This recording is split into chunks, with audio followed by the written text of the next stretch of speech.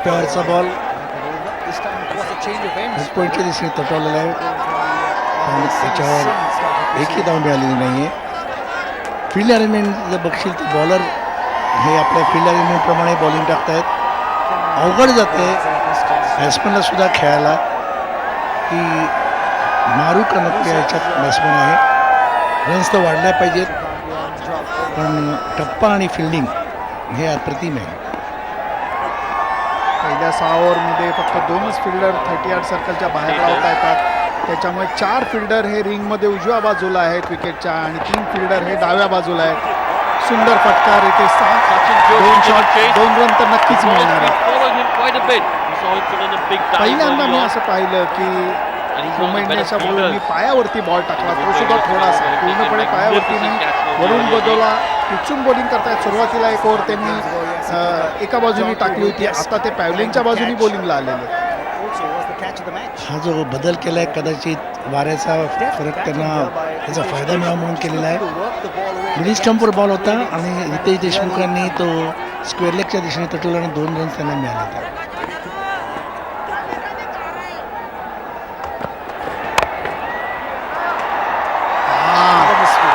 थोडासा मिसयूज झालेला आहे.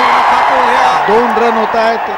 रितेशनी लागोपाठ दुसरा चांगला फटका मारला. पहिला शॉट हा लेग स्टंप वरती बॉल पडला होता तिकडे बॅकवर्ड ऑफ स्क्वेअर मारला. आत्ताचा फटका चांगला स्क्वेअर कट होता. पॉईंटच्या फिल्डरला तो नीट अडवता आला नाही म्हणून दुसरी रन त्या मिळालेली वीर मराठीला.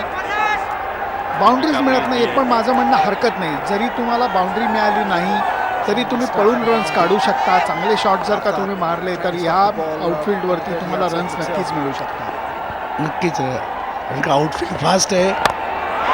अप्रतिम फटका फक्त फिल्डरच्या दिशेने आणि सुटलेला कॅच बमचुका व्हावा मुंबईचा 4 रन्स मिळालेले आहेत बॅट्समनला रितेश देशमुख. रॉय हातनं हा कॅच सुटला. जोरकस फटका होता रितेशचा. डोक्यावरती आता असताना कदाचित घेता आला असता. बमचुका व्हावा मुवमेंट आपण बघतोय. जबरदस्त शॉट होता. कॅच घेता आला असता फिल्डरला. प्रयत्न चांगला केला गेला. नंतर सुद्धा राजू कदाचित बॉल अडवता आला असता परंतु फिल्डरनी जे दुःख प्रदर्शित केलं की माझ्या हातनं कॅच सुटला. आपण म्हणतो ना नॅचरल एक रिॲक्शन असते. पुढचा बॉल टप्प्यावरचा बॉल एक राहू रितेश पळतोय जोरात पळतोय. मकरंद देशपांडे सुद्धा त्यांना चांगली साथ दिलेली आहे. 1 धाव मिळालेली आहे रितेश देशमुख यांना. खूप वेळानंतर वीर मराठीला बाउंड्री मिळाली.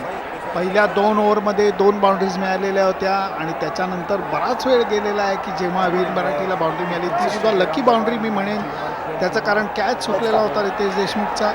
परंतु 2020 क्रिकेटमध्ये जीवदान मिळालं. आउटफील्ड मला मिसफिल्डिंग झालं काही फरक पडत नाही. आपण बघू शकता पहिल्या 5 बॉलमध्ये 9 रन झालेले आहेत.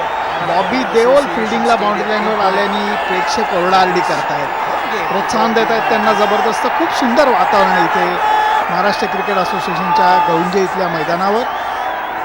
वरुण बदोलाचा 5व्या ओव्हरचा शेवटचा बॉल लेग बाय मिळालेली आहे आणि 5 ओव्हरचा खेळ पूर्ण झाला आहे. वीर मराठीचा स्कोर आहे 1-30.